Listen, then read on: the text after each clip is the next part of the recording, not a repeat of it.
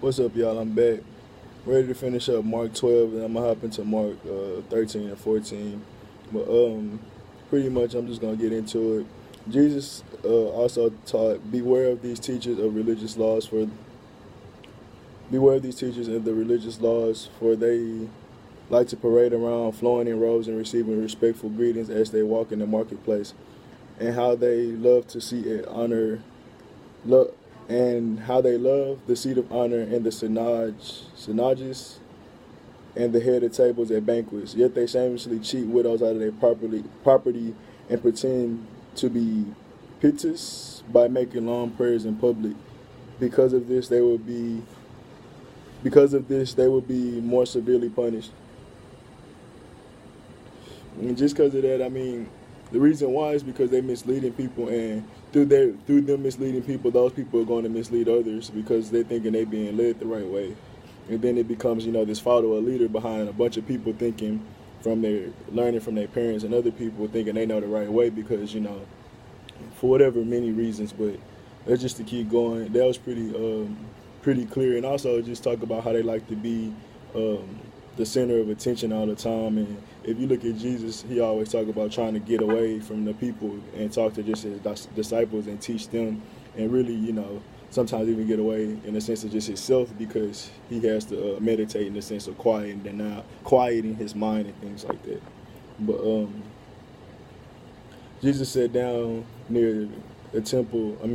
Jesus sat down near the collection box in the temple and watched as the crowd dropped their money. Many rich people put in large amounts. Then a poor woman came and dropped in 2 small coins. Jesus called his disciples to him and said, "I tell you the truth. This poor widow has given more than all others who were making contributions, and for they give a tiny part of their surplus. But she's poor, and she has given everything she had to live on." And he just stating like the reality of how that shit is not really, it's not cool, to be honest with you, because this is where the next thing going into Mark 13. That was I'm sorry, let me go back.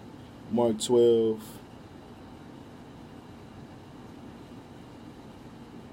12:38 all the way to 44, and then I'm going into 13.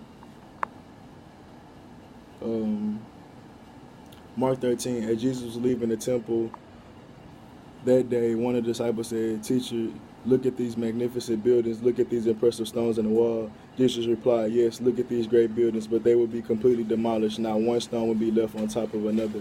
And the reason why is because the temples that these people are claiming are the places of worship is bullshit. The temple is the mind, and Jesus knew that.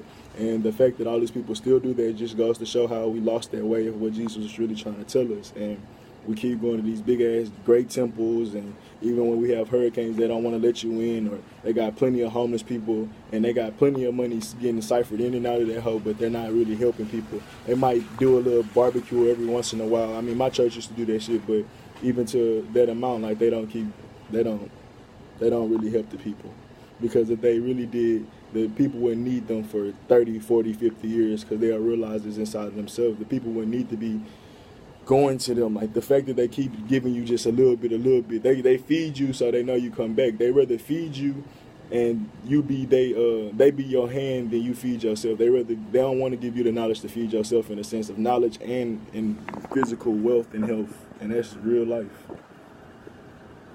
Like, bro, people be 101 years old, be in that damn church, still trying to figure out what's life about.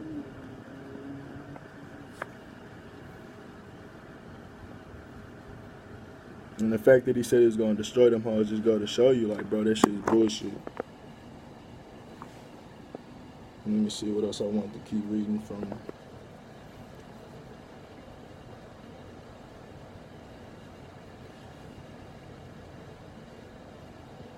I already read from Mark 13, so I mean, I don't know if I had read that already, that little last part, but I know I read Mark 13 in my last video,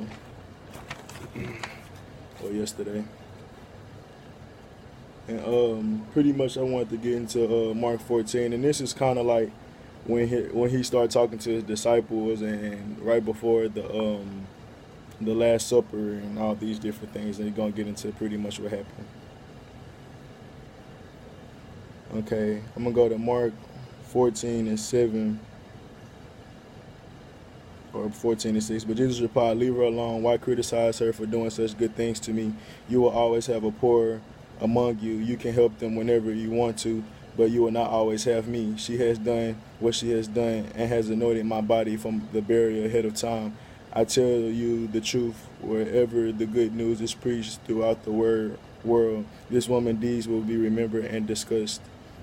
Discussed, like, talked about, not discussed like nasty or whatever." Let's see.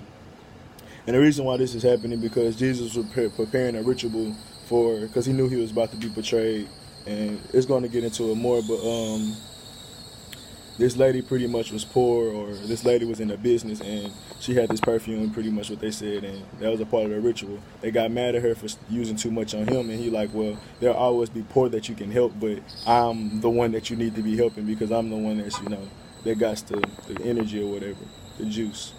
And that go to show, like, we talk about trying to fix the poverty level and try to change so many things in this world, but it'll always be that type of thing in its reality. But you do need to help the Christ energies and the people that are of this godly nature.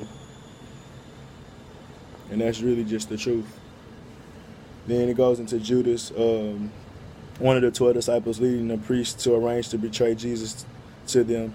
They were delighted when they heard why he had come. They promised to give him money, so he began looking for opportunity to betray Jesus. And the reason they were happy that he came to them, and the things he wanted, is because he had human problems, and they knew they can fix them human problems with the shit that they got, because they're a big reason for their human problems. They're not trying to feed them in a sense of show them how to feed themselves, like I said earlier, but they'll give you some money because, you'll blow that shit because you never even knew how to make money. And same even if you had some money, your kids wouldn't know how to use it and shit like that, because they know the systems and they know how this shit work. And that's why they'll give you a handout, but when you start creating for yourself and start trying to own businesses, they try to buy them hoes out from under you. And it's the same shit that used to be happening. They knew Judas was easily manipulated by human thought, and Jesus knew that, because he's, like he said, they was either in awe of him or they was in another. Or not in awe, but they was in awe or in disbelief in a sense. So he knew something was going to happen. On the first day of the festival, unleavened bread will pass over the lamb and sacrifices. Jesus' disciples asked him, "Where do you want us to prepare the Passover meal?" Okay, I don't really need to get into that. Let's keep it going. 14:7, 14. So I want to get to where? 14:18. Okay, Jesus arrived to the 12 disciples and he said, "We're at this table, I'm eating." Jesus said, "I tell you the truth, one of you eating with me will betray me." And like I said, he already knew that somebody would betray him because he had the eyes of God, but in that same sense, he's talking about his own humanity. He knew something in his humanity was going to try to betray him. And that's when you're looking in the spirit. But like I said, you can look in the spirit and the physical, because, if somebody is in your circle that can betray you, that means you didn't have the eyes to see it, but Jesus had the eyes to see it, so it's all the same. Greatly distressed, each one of them turned, "Am I the one?" He replied, "It is one of the 12 who was eating from the bowl with me. From the Son of Man must die, as the scriptures declared long ago. But how terrible it would be for the one who betrays him. It would be far better for that man to. It would be far better for that man if he was never born." And the reason why is because he was born into humanity, and the fact that he was born into humanity is going to portray, that's going against yourself. Like, humanity is Satan, like he already said. So you was born into Satan. You was born into scheme. You was born into separation from your God. And that's the true understanding of Satan and the devil. But that's why we're trying to get back to the connection. If you want to get back to the connection, you got to understand who Satan is and understanding yourself. But I ain't talked about that all the way from the Baphomet, and I can get into that more, but I'm breaking this down, so let me finish. I got enough time, I guess. Then they go into pretty much breaking bread and drinking the blood, and that's where they got that from, but I really don't have to get into that. I'm just trying to get into how they knew that was going to, just to talk about the prophecy of him dying. On the way that Jesus told all of them, you will desert me, for the scriptures say, God will strike the shepherd and the sheep will scatter. And that's because people are used to being people are used to being led, but they don't know how to lead themselves. So as soon as the shepherd gets struck, the sheep will go anywhere. In the same sense of like, it's been so many movements that die out because these movements teach to almost teach you to follow, in the sense of not teaching you how to fish for yourself. I already said this, but you might not necessarily see that, because like Black Panthers, you think they might have gave you the shit, but just how people became lost, like that shit wasn't the answer. Like all these different groups and shit, they might have said a lot of shit, but it wasn't the answer because it didn't give people a light to look for themselves. Like if I go, like I should have left enough keys for you to figure out how to fish for yourself. And that's the same thing from the Black Panther. He was like, as a father, if I died and I didn't leave all the things for you before I left, that mean I failed you. And he said, did I fail you? He was like, no, because he knew his father left him everything he needed. He just had to really search inside of himself and seek them answers. And it's the same story.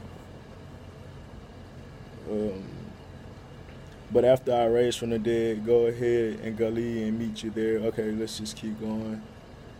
Peter said to him, even everyone else will desert you, I never will. Jesus replied, I tell you the truth, Peter, this very night before the roosters crow twice, you will deny me 3 times, and that you'll deny 3 times that you don't even know me.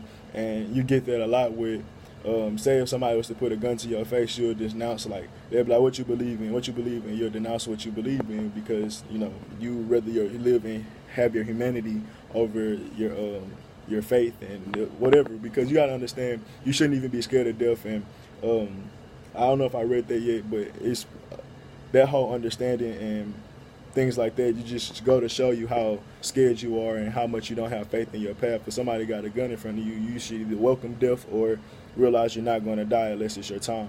So, I mean, it is what it is. But the fact that they denied him just showed their humanity. No, Peter, and then let's keep going into Mark 14:31. No, Peter declared emphatically, even if I have to die with you, I will never deny you. And all the others vowed the same. They went to the olive called the I am not to say that. And Jesus said, sit here while I go pray. He took Peter, John with him, and they deeply troubled and distressed. He told them, my soul is crushed with grief to the point of death. Stay here and watch with me. And then he goes in to kind of pray and talk to the Father. He was like, take this grief from me. But he was like, may this grief pass, but I still want to live in your will. So let me just read that real quick. Please take this cup of suffering away from me. Yet I want your will to be done and not mine. So he was saying he just don't want that pain, but he was saying if I have to go through that, let it be done, because I'm thinking from he's thinking from his human perspective, because he know that's why he says not mine. And in that same aspect, that's why he said he's not the good teacher. He's just like everybody else in a sense, because he's still in his human self, but he thinks from the God mind. And at this moment, death is kind of, bothering him, but he's still being honest. Then he returned, and the father disciples was asleep. He said, Peter, Simon, are you asleep? Couldn't you watch with me even 1 hour? Keep watch and pray so that you will not give into temptation, for the spirit is willing, but the body is weak. And when you look at this, I'm about to finish up with here. Pretty much they keep falling asleep, and then this is like the sense that their spirit was falling asleep. And that's because, the cycle of time, the cycle of humanity. And you might look at these as like he was going back and forth, but they were falling asleep in due time. But let me finish. Go ahead and sleep. No, let me see. He come back 3 times. I'm going to just go to the 3rd time. Go ahead and sleep. Have your rest, but no time has come. The Son of Man is betrayed into the hands of the sinner. Up, let there be going. Look, my betrayers are here. So when he said, y'all can finally go to sleep, he knew that it was time. Once they go to sleep, it was time for him to be betrayed. And that's being like spiritually sleep, where nobody, that can save him or watch over him in the sense of this world that's going to, stand with him.